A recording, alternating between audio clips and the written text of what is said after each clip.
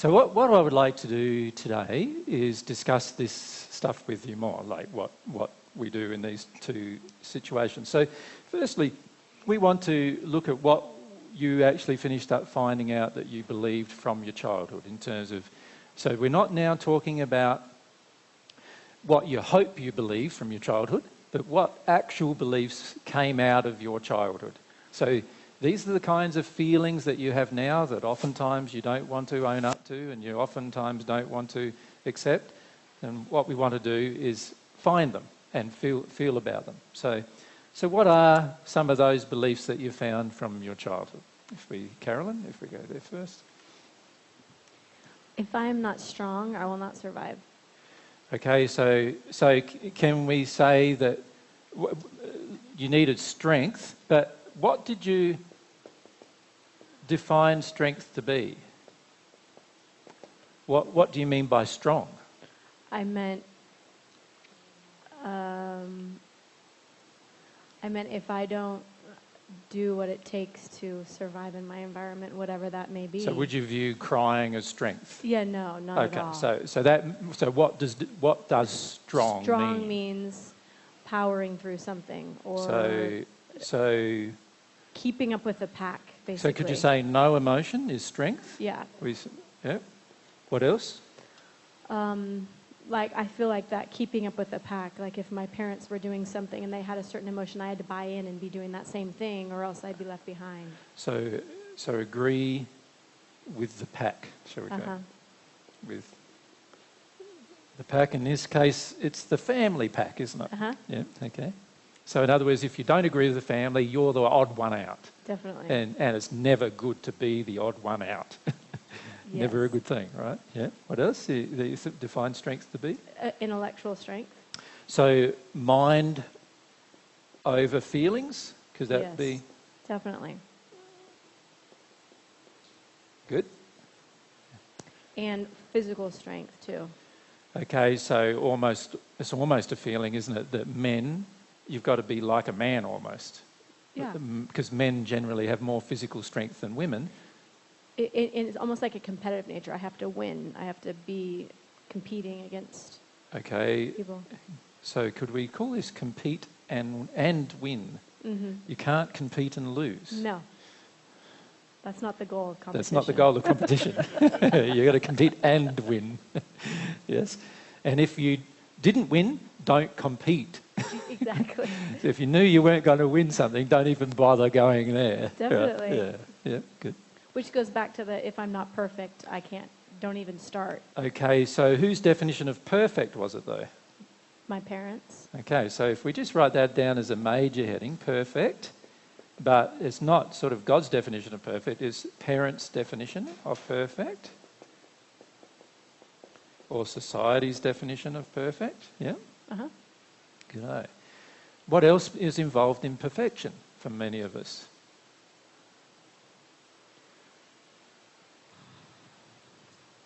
Well, feelings of low self-worth, or feelings like... Well, no, don't be at all intellectual about it. What was the definition when you were a child of perfection? So we're saying it's the parents' definition, but what is that definition? What does it mean to be perfect? It's usually what they are. Okay, so it's what they are. Or yes, what I agree. they believe is, Yep. So if we pass the mic across to Neen. Doing what they want, so you could stay out of trouble that way. Okay, so it's really doing. Again, it's not feeling, is it? It's doing. You can almost have a completely opposite feeling, but as long as you did what they want, inside you can feel like, I don't want to do what they want's stupid.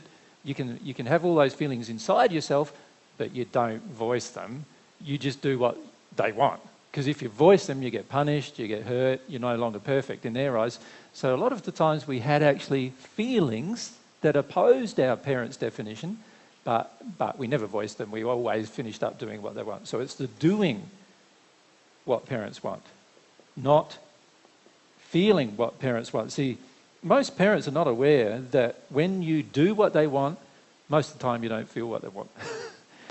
This is why, the average child grows up and eventually cleans up its room, maybe, if the parents want it, And if the parents are willing to revert to violence in order for that to happen, then the child will finish up cleaning up the room. But as soon as the child goes off and lives by itself, what will it do? Its room's a mess, right? And there's the rebellion. In other words, they didn't feel to clean up their room. They didn't feel they wanted to. They didn't feel the tidiness and the self-esteem involved in tidiness and all of those kind of things. They just did what mummy and daddy wanted, just to get out of feeling a whole heap of other bad things, really. And then as soon as they get out of the mum and dad's area or sphere of control, they go and do the opposite of what mum and dad wanted. And yet when mum and dad come to visit, what do?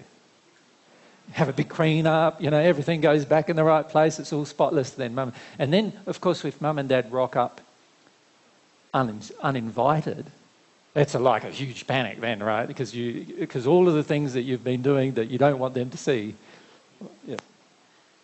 What else is the definition of parents' definition of perfect? Thanks, Ron. Don't make them feel things that they don't want to feel. Sorry, say that again. Make them feel what they don't want to feel. Okay, so in other words, only make them feel good, Right. basically. Make them feel good. Make them feel good. Definitely. Yeah. So perfect in your parents' eyes is making the parent feel good.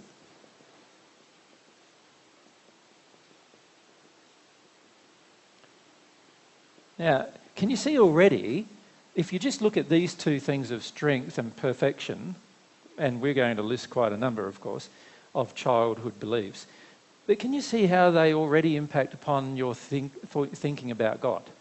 So, for example, with perfection, if the goal of being perfect is to just make your parent feel good, then for most people that means that they just do what they think God wants them to do. And they don't really feel about whether God wants them to do those things, or they don't really feel motivated by love to do those things. They just do it because they believe that's what God wants. So if God wants me to belt my child, I belt my child because it's what God wants. And inside, when you're belting your child, you don't often feel very good about it, right? But you go, oh, well, it's what God wants. So away you go and belt your child. And we do that because we feel that God is the same as our own parents. In other words, that God wants you to make God feel good. Does that make sense? That God wants you to make God feel good is a belief that many of us have. I reckon it sounds okay. There's occasional problems, but yeah. With regarding to the parent's definition, a lot of people then go, okay, what is God's definition of perfect? And that's what I'll be. Without feeling it, we just do it. So this is why people have attraction to religions that tell them what to do. So religion tells you, obey the 10 Commandments. So what do? Obey the 10 Commandments. You don't care whether half of the commandments seem pretty unfair or any of those things. You just obey the 10 Commandments. And by the way, that's a Christian statement based on the book of Exodus, right? And so we obey the 10 Commandments, and when we obey the 10 Commandments, all we're trying to do is work out what God's definition of perfect is and then be that without too much other thought, right? And many of you are still trying that on the divine love path, actually, when you're listening to divine truth. You think, oh, all I'm doing now is changing what God's definition of good is, and then I'll try to do that without feeling it, right? And what we finish up doing oftentimes when we're listening to new truth is we just swap the same behaviour with the new truth that we've learned. Our true feelings don't really change. It's just our behaviour that changes. Does it make sense?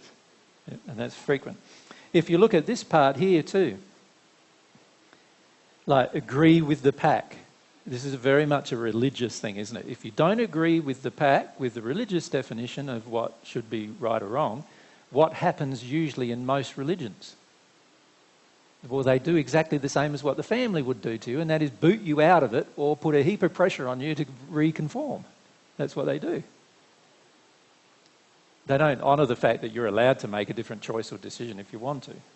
Right? This mind over feelings is another thing that most religions are very, very favourable towards, isn't it?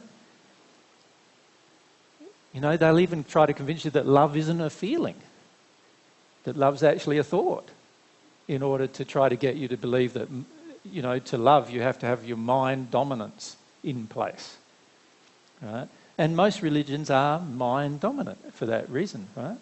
You look at some religions, like the Buddhist religions, faith, it is totally mind dominant. Get all of your desires and all of your feelings and all of your so-called ego out of the way and only be dominated by your mind, or clearing your mind of all of these issues, right?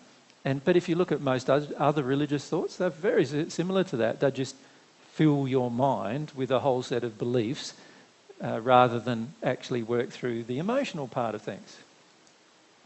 And if you look at all religions, almost every one of them historically has gone to war with another one historically, which is an indication of the level of competition they feel towards each other,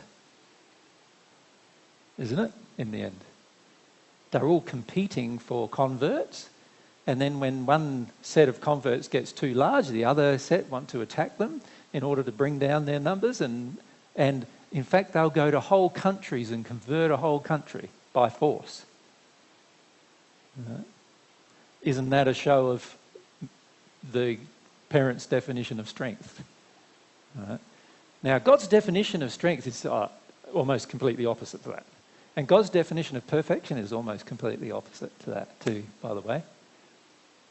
And we'll find as we go through these lists of what do I believe from my childhood, that God's definition of almost everything that we can come up with is almost completely opposite to what we've been brought up to believe. Right? So we've written down strength, perfection. What else comes to mind? So what I'm going to do is just summarise these separately. So I'll just write them up here because we're going to revisit them from God's perspective. I better write them right. Strength and perfection. Okay.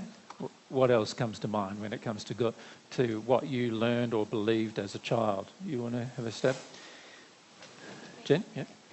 To add to perfection, a big one for me is don't make a mistake. So perfection is no mistakes, basically, isn't it? Yeah. Yeah. So that can be added to the word perfection. No mistakes. This is why when I encourage you to experiment and make mistakes, you go, what? It's a crazy idea. What you want me to do instead is to tell you what to do, right? And what that does, in fact, is it creates a cult. A cult usually is led by a person who's totally willing to tell you what to do, right? And this all comes from this thing that you don't want to make mistakes. You don't want to feel that you have to go through your own processes of correction. What you want to do instead is to have somebody to tell you what is right and you just do it. And you don't want to even have to discover what is right for yourself. You just want someone to tell you what is right, and then you just do it. If you think it's right, of course you do it. Right? And a lot of times we automatically assume it's right because somebody who says they're in a better condition than us and says they're more connected to God and they look like they are, they might be just talking to spirits or whatever, but they look like they are, we go, oh, well, they must be, so I'm going to do what they say. And if they say go and have sex with 20 guys to work through a sexual issue, you go and have sex with 20 guys to work through the sexual issue. Right? And there are a lot of cults on earth that actually encourage you to go and have sex with 20 guys or girls to work through an issue. Right? It's not the best way to work through your sexual issues. In fact, it's one of the worst ways, in my opinion, to work through your sexual issues. But they'll encourage you to do it. And you do it because you're so afraid that your own opinion is a mistake before you begin. And so you start assuming that whatever is told to you is not a mistake. So that's all part of perfection. What else comes to mind?